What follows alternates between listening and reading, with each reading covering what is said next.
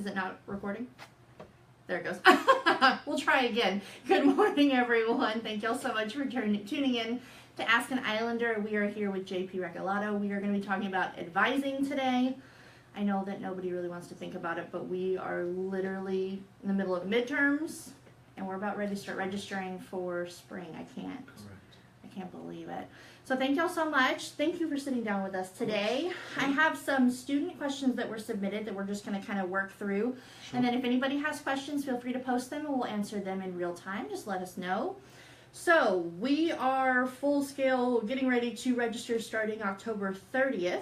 Correct. So tell me, who needs to be advised? Does Sure. everybody, or how does that work? Well, I think everyone should be advised. Mm-hmm. I think that's a good practice for students to make sure that you're on track for graduation, that you're taking the right classes for your degree. For those students that, even for those who may not be interested in staying here and going to another institution, you want to make sure that the courses you're taking are going to transfer. And so that expertise is with your academic advisors. Mm-hmm. We have 6 academic advising centers, 1 in each of our 5 colleges, and a 6th advising center called the Islander Transition Center. So they are going to be very busy, but they are ready and for you to come in and see them. Wonderful. So all undergraduates, it's well, this is not a great word for it, but it's, you recommend that they're advised, but they don't have to be. Is there an advising bar for everyone? So here we call them holds. Holds. But in most cases, students will not have a hold for academic advising. So Okay. as far as advising being mandatory, Mm-hmm. while it is mandatory for some populations of students, depending on the situation, Mm-hmm. and in some cases, some students, depending on their major, have to see an academic advisor and a faculty mentor because of their major. Okay. But as far as it being mandatory for everybody, that is not the case, but definitely strongly suggested. Awesome. So do people have to make an appointment? Can they walk in, or does that kind of vary by college? So right now, because registration, as you noted, will start for the university on October 30th, so that's a little bit just over a week away. Right now is going to be a busy time for academic advisors. And so while the best case scenario would be to schedule an appointment, what might be most readily available is walk-in advising. Yeah. And depending on the academic advising center, they might have specific days and times Mm-hmm. for walk-in advising. Some of them may even have specific days and times for specific populations for walk-in advising. Just because here at registration, when we start that Monday on October 30th, it'll be graduate students that Monday, then it'll be seniors that Tuesday, Halloween, and then it'll be juniors that Wednesday, November 1st, and then it'll be sophomores on November 2nd, and then freshmen, according to your classification, will register that Friday. Okay, perfect. And that little chart, if y'all are curious, is actually on the registrar's website. It's under registration. It's really easy to find. It like pops right up. So if y'all are curious just to check your dates, that's where that is. And just to interject real quick, and you can double check that on your sale count. Yeah. Because you should be registering according to your classification. You need 30 hours to be a sophomore, 60 hours to be a junior, 90 hours to be a senior. And you should be registering according to the number of hours you have credit already, plus the number of hours that you're currently registered for. Okay, so that's the total. It includes this semester Correct. as well. Okay, so let's awesome. say you were at 48 hours right now and you're taking 12 hours. That should mean that you would bring you up to 60, and you should be registering as a junior. Again, don't sort of quote me on that, but your sale count would confirm that information. So what do you think are kind of best times to meet with advisors? I'm thinking kind of low, like not lunchtime, Sure. not end of the day, probably. What do you think? Probably early mornings? Well, if we're talking depending. about walk-in advising, then depending on when the times, I said this week at some seminar visits, it's human nature to want to wait till the last minute, or for some humans, that's their nature. Mm-hmm. And so if walk-in advising is, let's say it's on next Friday from 8 to 12, think about when your peers are going to want to go. They're going to want to go at 10, 11, dare I say 11:55. But, you want to be there as early as possible, because truly, in most cases, this is that classic sort of the early bird gets the worm. So please don't wait till the last minute. To the question of, well, what if I can access my own degree planner and I know what I need? You may be, in fact, correct and accurate, and that is the tool to use, but it never hurts to double check that information just to make sure. Just because things do change, prerequisites, maybe information that you're not aware of. As a reminder, all of you taking lab courses, you need that lab seminar, or else you won't be complete with your registration. So there's just a lot of sort of rules like that it never hurts to be sort of reminded of or to go over with an academic advisor. Yeah, and they're a great one-stop shop for all of your questions. I know that I've had employees that go every couple of months just to check in, and that may be too much, but I think probably once a semester or once a year is probably good. How often do you guys recommend? I would say at least once a semester, Mm-hmm. if possible more than once a semester, because again, we're not just there, advisors are not just there for registration advising. They're there to talk about how classes are going, your semester's going, information about rules, policies, referrals. So anything like that an advisor can help you with. That's wonderful. Okay, so you mentioned the degree planner. Where is that for students that don't know? So on degree planner, you can obviously just do a quick search for degree planner, or you can find it on the same area that you can find the sale page on. So again, it's called degree planner. There's a big blue button. It's access your degree plan here. That's going to be your online degree audit system. So I'm a first generation college student, so I was sort of new to all of this when I went to college a long time ago. But basically, one of the tools that students can use, that advisors will use, that faculty mentors will use, is this degree planner. And basically, it's your map for your degree plan to tell you what courses you need, courses, how the courses that you've taken will count, and courses that you want to take will count, as well as maybe you're thinking about changing your major. There's a really great what if function. So let's say right now you're in the College of Science and Engineering in biology, and you're thinking about changing your major to kinesiology, which is in the College of Education and Human Development. You can do a what if as a kinesiology major, and it'll show you what that degree will require. So it's a great tool. That's really neat. That's awesome. So we had a question from a student about upper level classes and them feeling like they're limited. Do we know why that might be the case? Well, certainly depending on a major and depending on what classes they need, depending on whether there's a sequence of courses that students have to do before they take that, depending on whether we have enough instructors, lab space, that sort of thing. Yeah. There definitely could be some courses that as an upper division student may be more challenging to get, depending on their competition, if you will. Yeah. So with that in mind, again, it's just that much more important to stay on track, to make sure that you don't assume that you can take all these classes together when there might be a sequence, even if it's not a required sequence, but maybe a recommended sequence. Yeah. But it's one of the things you can talk to your advisor. Advisors will have that most innate and intimate knowledge about those courses, so that they can tell you, okay, this is a course that we only have so many seats, and so keep that in mind. That's why it's important to keep track. That's why it's important to register as a senior when you can. Yeah. All those sorts of things.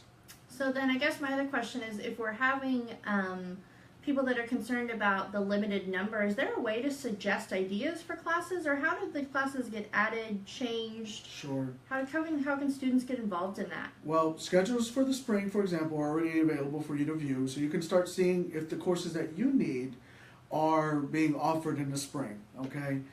So that's one thing. But as far as, let's say, you feel like there might be some courses you don't know if you can get in, or you don't know if they will be offered, so maybe things like substitutions or things like that are things that you've heard about. Again, those are topics that you would want to talk to your advisor.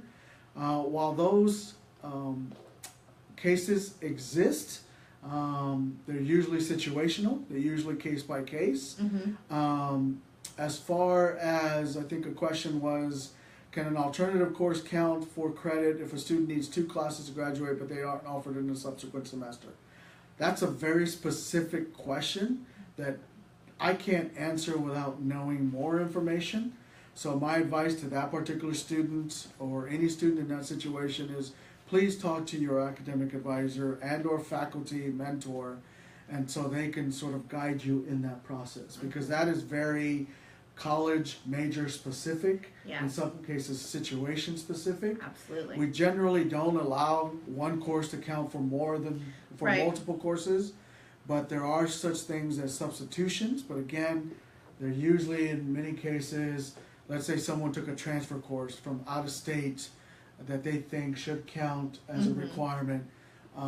There's some, again, processes for that. But as far as like, I need these 2 courses and I don't know if I'll be able to get into them, or could this other course count, that's a very specific situation that requires specific information from your advisor. And that's something that I just encountered in my master's program, and I'm very, very thankful to my advisor because she was able to map things out for me, because a lot of these classes are only offered in the spring or they're only offered in the Correct. fall, and you guys need to be very aware of these things, especially in a short program like a master's where you only have 2 springs. I mean, you could extend it, but if you want to get done in 2 years, you have 2 springs to do it. And I was super grateful that I had an advisor who told me, no, we have to reschedule this. Right. And I almost got off track, and it would have taken me 2.5. And so Right.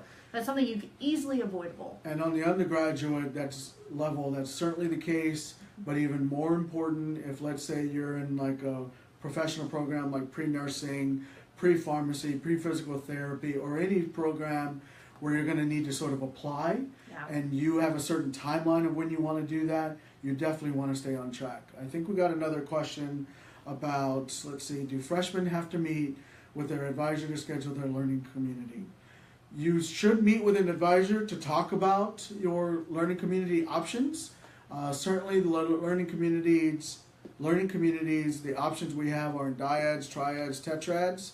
Again, depending on your degree progress, how many credits you have available, will sort of determine which learning community is best for you.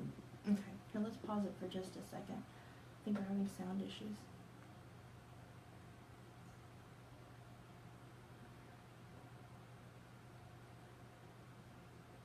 When did the sound go out?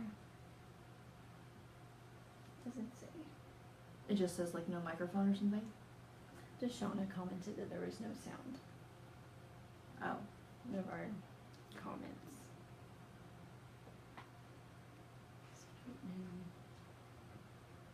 But it's not giving us an alert or anything? No. That may not be. Okay. So the last question that we had was learning communities.